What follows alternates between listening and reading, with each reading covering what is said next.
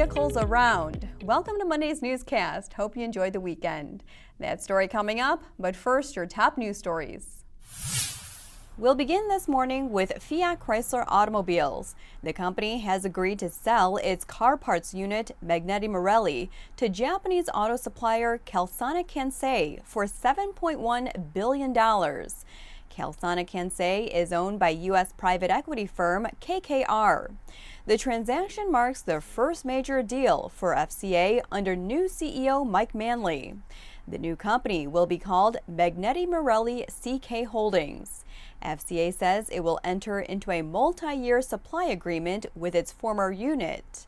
The move will preserve Marelli's presence in Italy and maintain employment levels. The deal creates an auto parts maker with more than $17 billion in annual revenue and roughly 65,000 workers globally. The sale is expected to close in the first half of next year. Audi on Sunday saying its first electric vehicle, the e-tron crossover, will hit showrooms 4 weeks later than planned. That's because of a software development issue. The company says it needs new regulatory clearance for a piece of software that was modified during the development process. The Etron delays were first reported by German newspaper Bild am Sonntag. It cited sources close to the company. The paper also said Audi is negotiating with South Korean battery supplier LG Chem, which wants to boost prices because of high demand. The e-tron was originally expected in U.S. showrooms in mid-2019.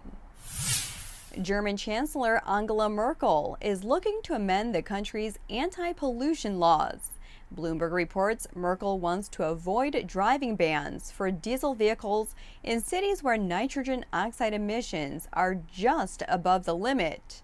Merkel telling reporters on Sunday, quote, "We believe as a rule that driving bans are disproportionate when the limits are exceeded by a slight amount." Germany's top administrative judges raised the possibility of banning diesel vehicles from city centers in a February ruling. A German environmental group is accusing Merkel of trying to shield automakers from such bans. And Cox Automotive is planning more job cuts. The new layoffs come as Cox digests several acquisitions made over the past decade. The company is also reorganizing business units to pursue new markets, such as ride-hailing.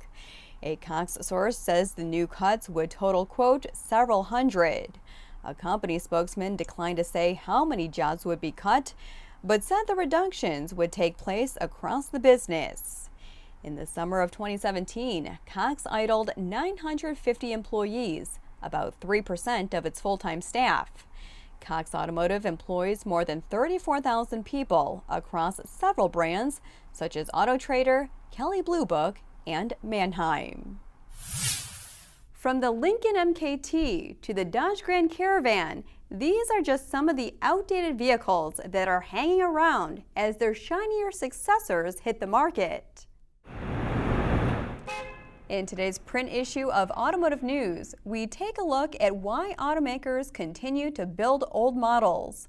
Among the reasons, holdovers help keep an entry price available for buyers, and those vehicles make money. Take, for example, the 9-year-old MKT. Its successor, the Aviator, will hit showrooms next year, but Lincoln has not set a date to end production of the slow-selling MKT. The value there for Lincoln's parent Ford? It can take advantage of selling the MKT to fleet customers while focusing its Aviator on more profitable retail sales. Plus, it keeps the company from discounting the new model on rental lots.